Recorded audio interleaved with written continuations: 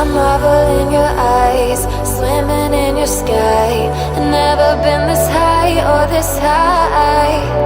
You feel like kryptonite, sparks fly like dynamite, reflecting in your light, beaming bright. You know I'm so much stronger. Welcome back to my channel friends. So आपने इस video के description में तो देखा ही होगा, it's about a long term review for the bullet classic 350।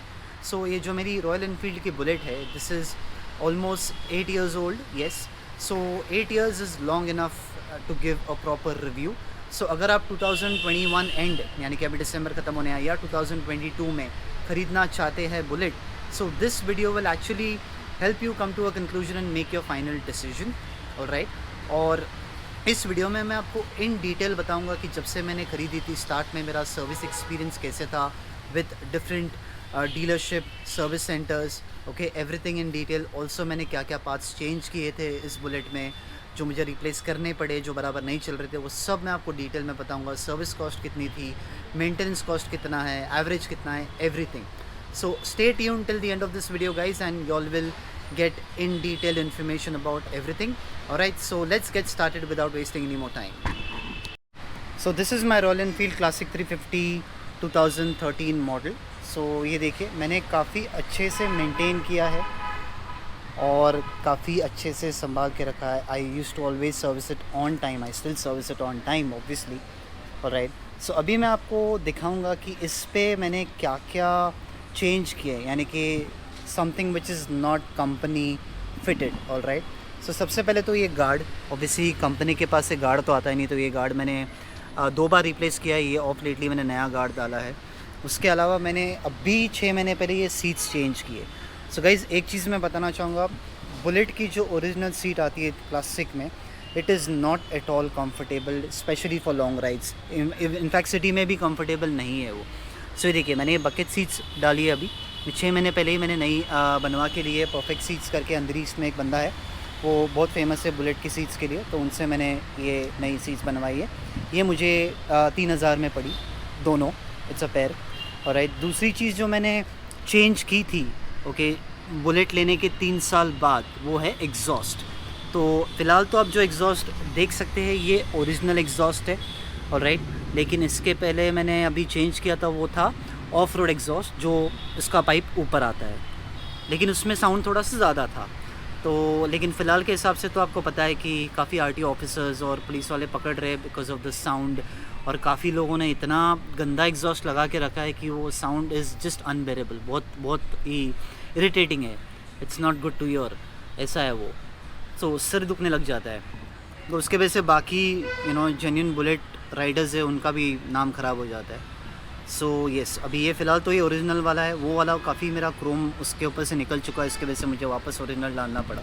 और सो देखिए, बुलेट मैंने काफ़ी अच्छे से मेंटेन रखी है। इसके अलावा गाइज़ मैंने इस पर कोई भी मॉडिफिकेशन नहीं किया, ये सब कुछ ओरिजिनल है। येस, अभी मैं आपको एक चीज़ बताऊँगा कि जब से पहले जब मैंने ली थी, तो 1 महीने के अंदर मुझे एक मेजर प्रॉब्लम चालू हुआ था बुलेट में, वो है टैपेज साउंड जो यहाँ से आता था। ऑब्वियसली ये मेन इंजन है, इंजन का ये कास्टिंग है ये, ओके, इसमें से एक टैपेज साउंड आता था। वो इतना हॉरिबल था कि I just can't express that in words. Okay, तो अभी मैं वो एक्सपीरियंस आपको बताता हूँ, लेकिन फ़िलहाल जब हम बात करेंगे इस एक्सपीरियंस के बारे में, so let's go for a small ride, और मैं आपको तभी राइड करते करते डिटेल में बताता हूँ। ओके, सो जैसे मैं आपको बता रहा था कि जब मैंने फ़र्स्ट टाइम ली थी, तभी 1 मंथ के अंदर मुझे टैपेट का साउंड आ रहा था, और वो इतना लाउड था कि इट वाज जस्ट अनबेरेबल। और मुझे सिग्नल पे जब मैं स्टॉप करता था बुलेट, तो मुझे शर्म आती थी बिकॉज आजू बाजू वाले देखते थे। सो आई वाज वंडरिंग कि ये क्या है, because before this I was using Karizma. So मेरे पास जो करिश्मा थी वो मैंने यूज़ की थी, और उसके बाद ये this was my first bullet.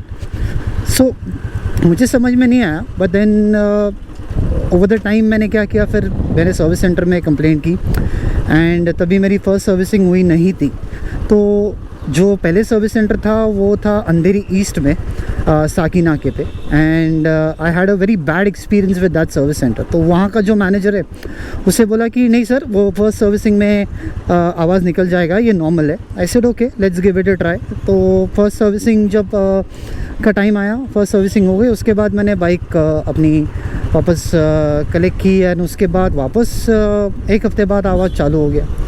So I again went back to that same person and he is like कि नहीं सर ये तो नॉर्मल है. एंड इस चीज़ में इतना डिले हो गया. सो टू कट शॉर्ट वो इतना डिले होते गया. सो मेरी ऑलमोस्ट 2 से 3 सर्विसिंग वहाँ पे हो गई. सो आई थिंक वो टाइम पे 3 या 5 सर्विस फ्री थी. Free as in the normal things, but या अगर आप कुछ रिप्लेस करते हो तो इंजन ऑयल एंड ऑल उसका तो चार्ज लगता ही है. सो तभी फिर मैंने वापस उनसे चेक किया तो फिर वो बोल रहे कि मतलब नहीं ये नॉर्मल है. एंड देन मेरे को ये I couldn't accept that fact कि ये इतना नॉर्मल नहीं हो सकता है. कुछ ज़्यादा ही लाउडर. मैंने बाकी बुलेट्स देखी थी उनमें ऐसा साउंड नहीं था. फिर ऑलमोस्ट उसको 6 महीने हो गए एंड उसके बाद मैंने सर्विस सेंटर चेंज किया. तो उसके बाद then I went move to Goregaon में एक सर्विस सेंटर है and with them I had a very good experience. उनको मैंने ये प्रॉब्लम बताई तो उन्होंने भी इनिशियली उनको समझ में नहीं आ रहा था ये प्रॉब्लम क्यों हो रहा है. But then over the time उन्होंने बोला कि but they were at least very cooperative. जैसे पहला वाला सर्विस सेंटर वाला बंदा था वो तो बोल रहा था नहीं ये नॉर्मल है करके ऐसे ही रहेगा. एंड उसके साथ मेरा काफ़ी झगड़ा हो गया था और मैंने कंप्लेंट भी की थी एक कंप्लेंट ईमेल एड्रेस पे, लेकिन कुछ हुआ नहीं. उसके बाद फिर मैंने देखा कि ये तो मतलब कुछ बड़ा ही प्रॉब्लम लग रहा है और उन्हें भी समझ में नहीं आ रहा था. फिर सेकंड सर्विस सेंटर जो था गोरेगांव में उनसे मैंने बात की, उनको बताया. ग्रेजुअली क्या हो गया, मेरी बुलेट की वारंटी ख़त्म हो गई. अभी उसके बाद भी अभी तक रिजॉल्व हुआ नहीं था. ऑलमोस्ट 1 साल हो गए थे. फिर मैंने सोचा कि बस अभी ज़्यादा हो रहा है. देन मैंने उनको पहले तो सर्विस सेंटर में आके बोला कि अगर आप मुझे रिजॉल्व करके नहीं दे सकते आप मुझे लिख के दो और मैं कंज्यूमर कोर्ट जो है वहाँ पे कंप्लेंट कर देता हूँ मैं. तो बट देन वो लोग अच्छे से बात करते थे एटलीस्ट. तो उन्होंने बोला नहीं सर और टाइम दो, लेकिन कुछ हो नहीं रहा था. And I was already frustrated with this because आप इतना स्पेंड कर रहे हो एक नई बुलेट पे एंड देन उसके बाद आपको ये प्रॉब्लम होती है. It's not justified right. फिर मैंने मेरे पहचान के थ्रू थोड़ा सा मैंने जहाँ से बुलेट ली थी वहाँ पे एक अच्छा पहचान का बंदा था मेरा, तो उससे अच्छी पहचान हो गई थी. So I won't disclose the name दो. उन्होंने मुझे 2-3 ईमेल एड्रेस दिए. उन्होंने बोला कि इस ईमेल एड्रेस पे आप मेल करो, आपको रिस्पॉन्स बराबर मिल जाएगा. Then I got the owners email address and काफ़ी बड़े बिग शॉट जो है रॉयल एनफील्ड के उनके ईमेल एड्रेस मिले मुझे और मैंने कंप्लेंट दी. बड़ी राइटिंग में लेटर दिया मैंने. डे 1 से जब मैंने बुलेट खरीदी तब से लेके जितनी सर्विसिंग हुई मेरा पूरा एक्सपीरियंस सब डिटेल में लेकर एंड में मैंने उनको बोल दिया था कि this is the last chance and going forward I am not gonna email और call anyone and I will go to consumer court. तभी मतलब जाके मुझे तुरंत 2 दिन में एक रीजनल जो मैनेजर है मुंबई के उन्होंने मुझे कॉल किया. I can't really recollect his name. उन्होंने मुझे कॉल किया तो उन्होंने बोला कि उन्होंने सामने से मुझे बोला कि हम आपके घर पे आएंगे हमारे टेक्नीशियन लेके एंड चेक करना है एंड ऑल दैट. सो मेरे घर पे आया, उन्होंने चेक किया. सो इस चेक करने में वो लोग और सीनियर इंजीनियर्स भी आए. उनको भी समझ में नहीं आ रहा था एग्जैक्टली क्या प्रॉब्लम है और उस चीज़ में ऑलमोस्ट 1 महीने चले. फिर मेरे घर पे आए, उन्होंने वापस बात की और उन्होंने रिक्वेस्ट की कि हमें आपकी बुलेट जो इंजन है वो उतार के भेजनी होगी चेन्नई जो मेन प्लांट है वहाँ पे. तो I was initially taken back because यार नई बुलेट है और अभी आपको इंजन खोलनी पड़ रही है and all that. But then I said okay ठीक है. At the end I wanted a solution. So फिर उन्होंने आए मेरे घर पे, रिक्वेस्ट किया, मेरे डैड से भी बात किया एंड वो लोग बोले कि ठीक है. एंड देन दे मेंशन कि अभी से वो लोग खुद मेरी बुलेट लेके जाएंगे और उसके आगे जो भी कॉस्ट है and all that everything will be Baird bye them. मुझे कुछ भरना नहीं पड़ेगा. And they also offered me N extended warranty of another year once my bullet is back, once this problem is resolved. I said okay, good enough.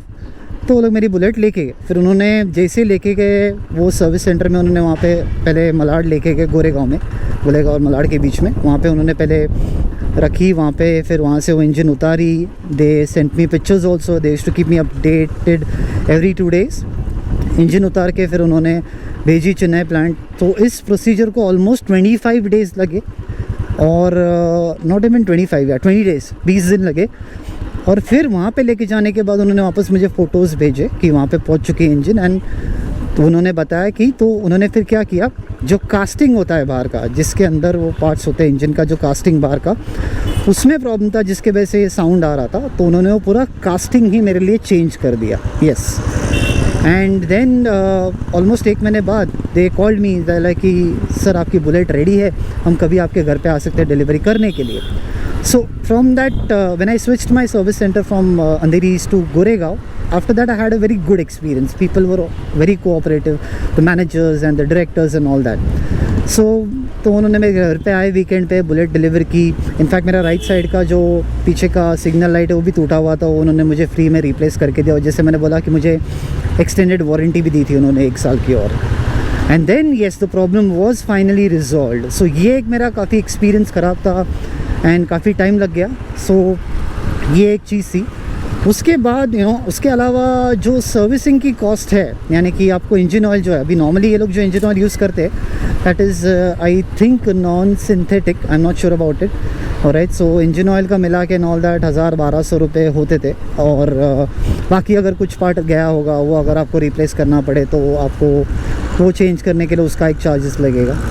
तो मेरी warranty ख़त्म होने के बाद फिर मैं लोकल मैकेनिक के पास ही सर्विसिंग कराता था। एंड मैकेनिक के बारे में मैंने ऑलरेडी वीडियो बनाया है, आप मेरे चैनल पे देख सकते हैं। मैं उस मैकेनिक के बारे में भी इस वीडियो में लिंक डालूँगा, तो आप वो चेक कर सकते हो। उसके अलावा फिर देन सर्विसिंग का मुझे I used to service every 6 months या 10,000 किलोमीटर, जो भी नज़दीक होगा वो, तो मैं सर्विसिंग कराता था टाइम टू टाइम। एंड जब मैं लोकल मैकेनिक के पास मेरे सर्विसिंग कराने चालू किया, that time I used to use semi synthetic oil Motul का, दैट्स वो सबसे बेस्ट। तो नॉर्मली क्या होता है कि जो इंजन ऑयल कंपनी वाले यूज़ करते हैं उसमें आपको 4 या 5,000 किलोमीटर के बाद ऑयल चेंज करना पड़ता है। बट ये जो मोटूल का सेमी सिंथेटिक ऑयल है, अगर आप ये यूज़ करेंगे तो ऑलमोस्ट 8-10 हज़ार किलोमीटर बाद ही आपको चेंज करना पड़ेगा। So that's a good thing. And वो ऑयल काफ़ी स्मूथ और काफ़ी अच्छा है,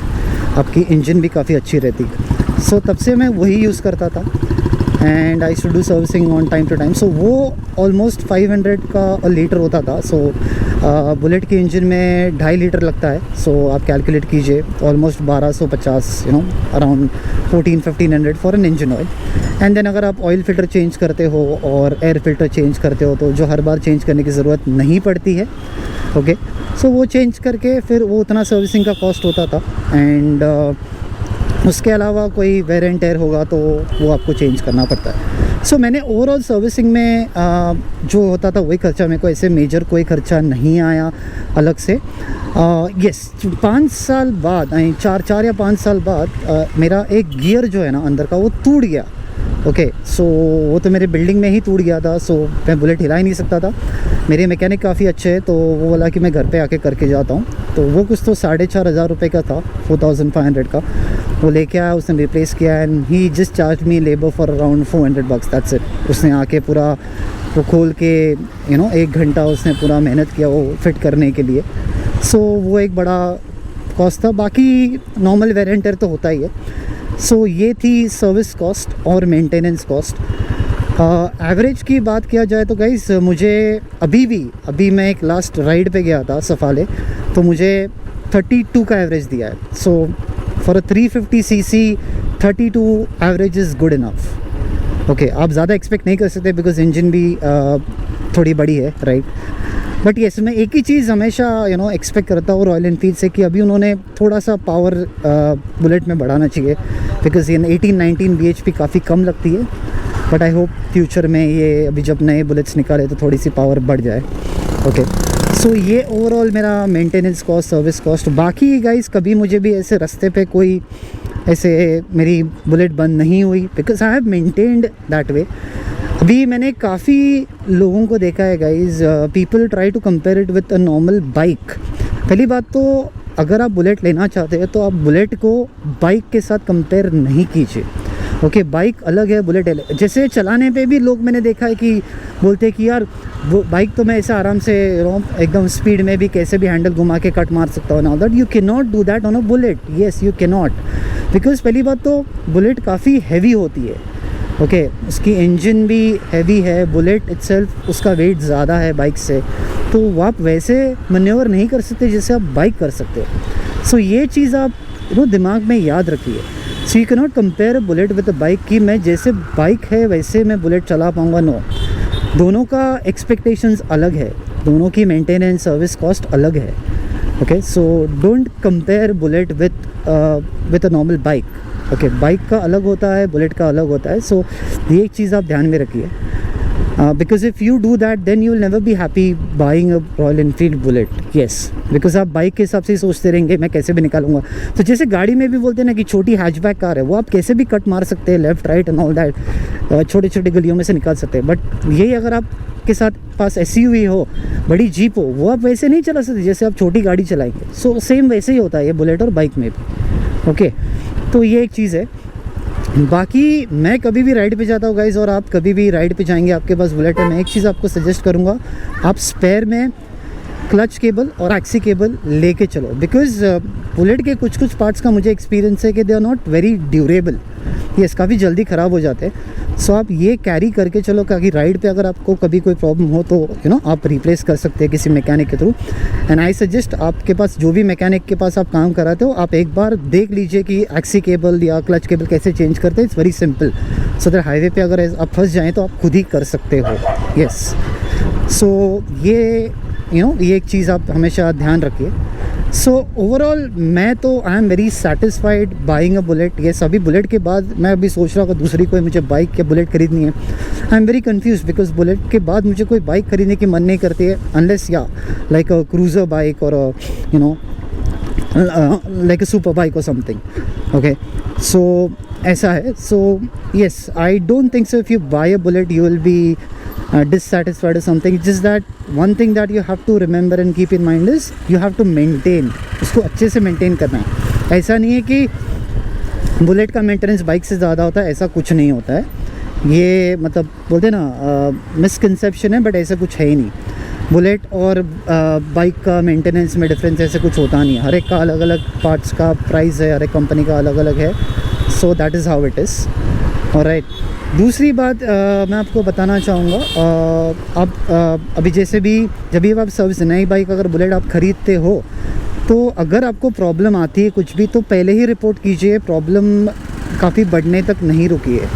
okay, that's the main thing. और कोई भी सर्विसिंग मिस नहीं कीजिए, नहीं तो उसमें आपकी वारंटी वॉइड हो जाती है।